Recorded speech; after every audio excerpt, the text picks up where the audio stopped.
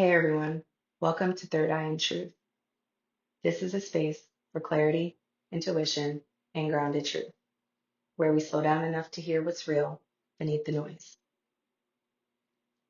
On this episode, I'm going to talk about awakening in confinement. This episode reflects on incarceration as a place of spiritual confrontation and awakening. It speaks to isolation, loss of control, and inner transformation. So please listen. There is a kind of silence you only hear when you're confined.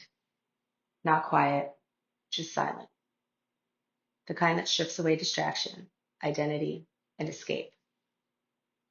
Incarceration doesn't just take your freedom, it takes your ability to avoid yourself. And for me, that is where the awakening began. Inside confinement, there is no performance, no distraction, and no running. You can't outthink the walls. You can't spiritually bypass the loss of control. Your body feels everything. Your nervous system speaks loudly, and your mind has nowhere to hide. This is where many people break, but this is also where some people wake up. Incarceration teaches the body a language most people never have to learn. Time slows, sound sharpens, and stillness becomes unavoidable. Your body learns vigilance, but if you stay long enough, it also learns presence.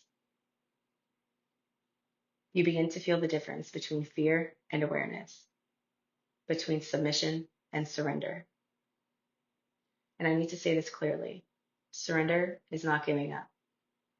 Defeat says, I am powerless. Surrender says, I am present inside what I cannot control. And that distinction changes everything. Because presence cannot be confined, only the body can. There comes a moment, usually late at night, when the noise settles and something deeper rises. You start asking real questions, not spiritual ones you heard somewhere, but the ones that come from the gut. Who am I without roles? Who am I without survival strategies? Who am I when no one is watching? That's not despair. That's the soul knocking. Awakening doesn't come from comfort. It comes from stillness under pressure. When the external world collapses, awareness turns inward by necessity. In confinement, you don't awaken because it's sacred. You awaken because awareness has nowhere else to go. If you're listening and you've been on the inside, I want you to hear me clearly. You are not broken because it's changed you. You are not weak because you feel deeply. You are not lost because your old life collapsed. Something in you is listening now, and that wasn't listening before, and that's what matters. I didn't leave incarceration healed. I left awake, aware of my body, aware of my patterns, aware of how easily the soul leaves the body under pressure, and how powerful it is when it chooses to stay. That awareness became the foundation for everything that came next. Confinement showed me something the world never could. Freedom is not the absence of walls. It is the presence of self.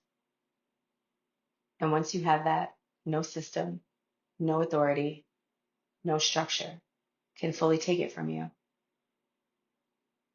This is a story about consciousness finding itself in the most unlikely place and choosing to remain. Thanks for listening, and I'll catch you next time.